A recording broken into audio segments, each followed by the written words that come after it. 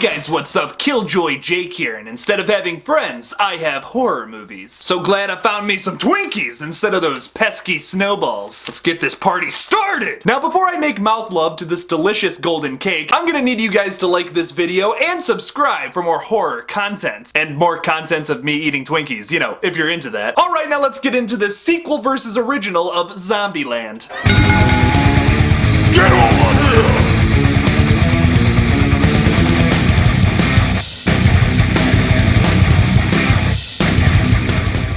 Before I get into the good, the bad, and the ugly for both of these films, let's talk a little bit about them. Zombieland is a 2009 American post-apocalyptic zombie comedy film directed by Ruben Fleischer in his theatrical debuts and written by Rhett Reese and Paul Wernick, the same guys that wrote my absolute favorite movie of all time, Deadpool. The film is essentially a road trip comedy with zombies, with 4 absolutely unforgettable characters. In fact, Zombieland was actually going to be a TV show for a while before the studio got word of it and decided, hey, let's make that into a movie. It sounds pretty good. That's why you get that scene of the zombie kill of the week. That was their big pitch, was that at the beginning of all the episodes it was gonna start with the zombie kill of the week. And some actor or whatever was gonna do like a little skit where they killed a zombie in some crazy way. Kinda would've liked to see how that would've fleshed out, but I'm happy we got these movies instead. And then 10 years later they made Zombieland Double Tap, which is a 2019 American post-apocalyptic zombie comedy film, also directed by Ruben Fleischer and once again written by Rhett Reese and Paul Wernick. This time being joined with David Callahan,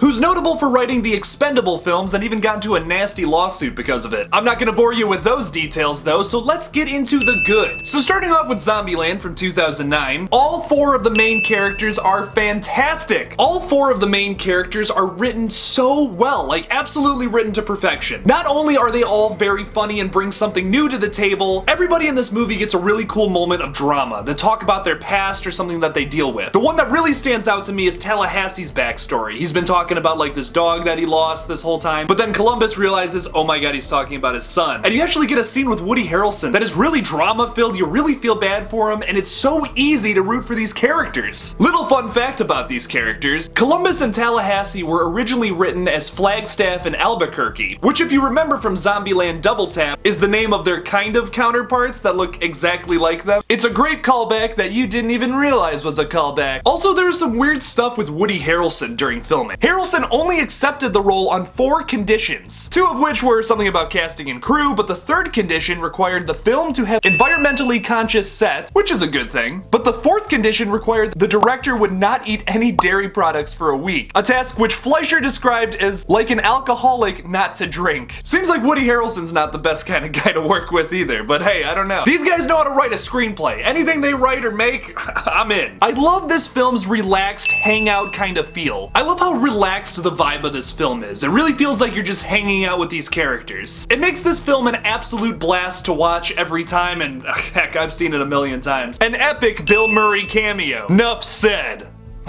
A little fun fact about this cameo, Patrick Swayze was actually wanted for this cameo for a while, but unfortunately Patrick Swayze was battling cancer when they started filming and ended up dying from it in September of 2009. Rest in peace, you beautiful, beautiful man. The writers had a lot of people in mind, including Sylvester Stallone, The Rock, Mark Hamill even. A lot of people theorize that Matthew McConaughey actually did get the role for this, and whoever it was dropped out 1 week before filming. You gotta wonder who it was. I mean, I could see Matthew McConaughey dropping out of this movie. I guess he's kind of a jerk in real life. But fortunately they were able to make some phone calls and then they got Bill Murray to do his very famous cameo. Super epic stuff. I love road trip movies. I love road trip movies. If they're comedies, horror movies, or horror comedies, 90% of them are really good. Overall, this is an absolute S-tier horror movie. I love this film so much, and now every time I see a Twinkie I get really excited, and I get absolutely livid every time I see those damn snowballs! Moving on to Zombieland Double Tap, this film really recreates the same magic as the original. Honestly, it feels like they stopped production from the first one and they're like, okay, let's move on to the sequel. Everybody is on point in this film, except Breslin, who's like barely in the movie. She's mostly just kind of featured, I guess. The new characters are also terrific. Madison, played by Zoe Deutsch, who absolutely steals the show, is by far the best new character, but there are also some other good ones, including Luke Wilson and Thomas Middleditch's characters. Check out Solar Opposites on Hulu if you're hitched on the Middleditch. I really want to see a season 2 of that, so hopefully enough enough people watched it. And of course, another epic Bill Murray cameo. If I've learned anything from Bill Murray, it's that you only do 3 Garfield movies if you need drug money. Now, as good as Bill Murray's cameos are in this film, we do gotta move on to the